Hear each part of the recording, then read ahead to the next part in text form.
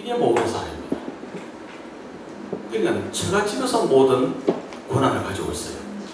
처갓집에서 모든 권한을 가지고 천황들이 모든 권한을 가지고 있으면서 결국은 나중에는 왕위는 사위한테 나옵니다.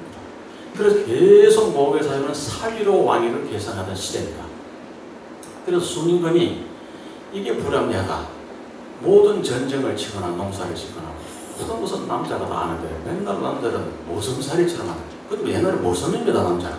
장가 가서 그 처갓집에 조그만 집을 하나 지어서 아침만 일어나면 와서 마당 쓸고 장작 패고 일하고 하루 종일 일하고 자기 집에 자고 밥 얻어먹고 자고 이게 장가 가는 거였습니다. 모든 게 처갓집 중심이었습니다. 그래서 순임금이 이전부터 그랬겠죠. 이게 불만입니다. 그리고 그때만 해도 두 사람씩 결혼을 했습니다. 1대1로 결혼하는 게 아닙니다. 남자도 두 사람, 여자도 두 사람. 남자는 형제끼리 결혼하고 여자는 저쪽 처갓집 고모한테 진리하고 둘이 이렇게 결혼해요. 이렇게 결혼을 했습니다. 둘씩 결혼한 푸나루아 결혼 제도였습니다. 근데 이게 순임금이 이걸 바꾸려고 했습니다. 1대1로 결혼하고 남자가 장가 가는 것이 아니고 여자가 시집 오는 걸로 이걸 제도를 개혁하려고 했습니다. 그랬는데 이게 만만치 않아요. 그 순임금의 우선 할머니가 반대를 하고 순임금의 고모가 반대를 합니다. 또 순임금의 안사돈이 반대를 합니다. 또 순임금의 사위가 반대를 합니다. 순임금의 딸이 반대를 합니다. 권력이 자기한테로 오게 돼 있는 이 모계가 부위로 바뀐다. 안 되잖아요. 그래서 순임금은 결국 할머니 기친이라는 할머니와 중계라고 하는 고모와 또 사모신이라고 하는 자기 딸과 우임금이라고 하는 자기 사위에게 시해당합니다. 그 권력을 뺏기지 않게 하기 위해서. 그래서 결국은 그렇게 실패를 하고 시해를 당하는데 그때 자기가 그래도 시도를 해가지고 처음으로 남겨준 시가 파시, 반시, 진시입니다. 그게 처음으로 시입니다. 그리고 그전에는 성이었죠. 성. 어머니의 그걸 따랐습니다. 성이고 아버지가 내려온 건 시입니다. 이렇게 했는데 순임금은 시해당합니다. 시해당하고 결국 순임금은 아황과 여영 두 부인은 결국 자살해서 죽고 순임금은 그걸로 끝납니다. 그리고 우임금이 상위인 우임금이 딸 사모신 순임금의 딸과 왕위를 이어받아서 우임금이 됩니다. 그래서 순임금도 아니고 우임금 아닙니까? 그리고 안사돈에도 절대로 반대했습니다. 안사돈이. 그 안사돈은 누구냐? 순임금의 육촌 여동생입니다. 옛날 결혼제도는 그랬습니다. 순임금의 육촌 여동생의 아들은 우임금의 사위로 가고 순임금의 육촌 여동생의 딸은 우임금의 마누라로 갑니다. 둘째 마누라. 둘씩 했으니까. 그러니까 지금으로 보면 사위는 육촌 처 생길입니다. 처생길, 자기의 생길입니다. 생길. 육촌 생길이고 우임금은 순임금은 우임금의 칠촌 삼촌입니다. 외삼촌입니다. 이런 식으로 옛날에는 겹사돈에 누비사돈에다가 이 결혼 제도가 그렇게 복잡했습니다. 요즘처럼 그런 게 아닙니다. 그래야 권력을 유지를 하니까. 그게 모계 사회입니다. 근데 결국 순임금은 유신을 못하고 그걸 유신이라고 했습니다. 유신. 제도를 혁신한다.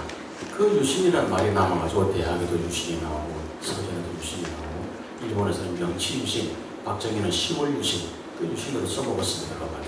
제도의 변형이라는 얘기죠. 그래서 순임금은 죽습니다. 그리고 우임금이 이제 그대로 사위가 왕위를 개통받아서 하다가 또 우임금이 죽고 백일이 또 사위가 왕위를 물려서 내려갑니다. 그러니까 옛날에 말했듯이 누굽니까? 요임금의 아들 반주가 왕위를 물려받지 못해서 한을 품어서 바둑판을 가지고 들어가서 산에서 살다 죽었다. 단주가 왕위를 아버지한테 손님감한테 왕위를 뺏겨가지고 한을 품어서 죽었다고 했거든요. 그건 잘 모르는 소리죠. 아버지는 왕위가 사위한테로 내려가는 모의 시대인데 단주가 아들이 왜 한을 품습니까? 사위한테로 내려가는 모의 시대인데 아들이 왕위를 계승받는 시대가 아닙니다. 근데 단주가 그 왕위를 못 받아서 한을 품었다는 말은 그건 정말로 무식한 얘기예요. 당군도 마찬가지입니다. 당군 시대도 모계사회입니다. 모계사회 말기죠. 순임금하고 여임금하고 다 비슷비슷하니까요. 당군도 모계사회입니다. 그래서 당군은 연변에서 나서 왕국을 세워서 나라를 세워 조금 더 세워 있다가 하얼빈에 있는 사위 나라의 왕이 돼서 갑니다. 그래서 아사달로 천도를 하는 겁니다. 그래서 당군이 하얼빈에 가서 사위 나라, 사위의 장인의 나라를 이어받아서 조선을 엽니다. 이런 걸 모르면은 백날을 그걸 해봐야 답이 안 나오는 겁니다. 답이. 홍산 문화가 뭐 우리 거라고 그러는데 왜 우리 것인지 답이 안 나온다는 것이죠. 그런데 이제 백익한테로 넘어갑니다. 아까 백익이 나왔습니다. 돼지를 좁혀가는 왕입니다. 저 아까 나오던 그 백익입니다. 그런데 백익이 제왕 집권을 6년을 했습니다. 6년에 4년간 하면서 우임금은 살아있었어요. 4년간 하면서 우임금 살아있다가 우임금이 양해하다 우임금이 죽고 난 뒤 2년 후에 6년째 되는 날 백익이 안양에서 장례를 지내는데 안양이라는 것은 바로 한암성입니다. 그때 한암성이 본거지였습니다. 그래서 삼쪽이요. 저는 삼쪽을 보시면은 삼쪽인 것 같은데요. 어디 보시면은 그 후 운임금은 종래의 목의 풍속대로라는 내용이 있습니다. 삼쪽에 보시면은 그 후 단락을 보시면 그 후 우임금은 종래의 목의 풍속대로가 있는데 그 세 번째 묘사를 지내다가 했는데요. 묘사가 아니고 장례를 지내다가 해서 바꿔야 됩니다. 제가 잘못 적었습니다. 이 백익이 한암성 안양에 장례를 지내는데 백익의 처남인 개, 그러니까 우임금의 아들이죠. 우임금의 아들이 쳐들어가가지고 몽땅 몰살을 시켜서 이렇게 끌어묻어버립니다. 그게 아까 노예갱입니다. 노예갱. 묻어버리고 우임금의 아들인 개는 자기 자영인 백익을 그렇게 죽여버린 것이죠. 죽이고 자기 외할아버지 순임금이 못한 유신을 확실하게 해버립니다. 그리고 부배 사유로 바꿔버립니다. 그러니까 우임금의 아들 개가 자기 자영을 누나하고 자영을 그 패거리 300명을 몽땅 다 죽여버리고 자기가 이제 아들이 나라를 세웁니다. 그래서 우임금 벌써 죽었죠. 2년 전에. 죽었지만 아버지를 시조로 해서 한나라를 세웁니다. 그래서 한나라 일대 시조가 우임금 아닙니까? 그 자기가 왕을 하면서 죽은 아버지를 추대해서 한나라를 세워버립니다. 그래서 사망오제 시대가 막을 내립니다.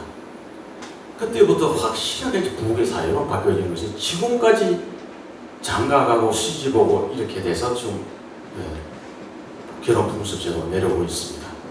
그런데 그게 5,000년이 지나도 지금도 장가간다 그러죠. 장가 안 가는데 시집 오는데 말이라는 게 이렇게 안 바뀌는 것이죠. 그런 말은 살아있는 화석이라고 아까 말씀드렸듯이 여러 번 제가 반복해서 말씀드렸는데는 그때 장가가던 풍습이 지금 장가하는데도 지금도 장가간다 이렇게 얘기합니다. 내 다음 달에 장가간다 이렇게 얘기하잖아요. 그래서 모계가 부계로 완전히 이렇게 바뀐 것입니다. 그래서 그때는 왜 그랬냐? 장례를 지낼 때는 무기해제입니다. 장례 지낼 때는 절대로 습격하거나 이래 그게 없기 때문에 그냥 무기를 내려놓고 있는데 이 처남이 개가 그거를 이용해가지고 쳐들어가가지고 무기가 없는데 무기가 없이 장례 지내고 있는데 칼을 들고 죽이니까 뭐 몰살당하는 거죠. 그냥 몽땅 다 끌어묻어버려요. 그게 하나한테 비로소 발견돼서 그걸 죽은 것은 모르고 노예행위라고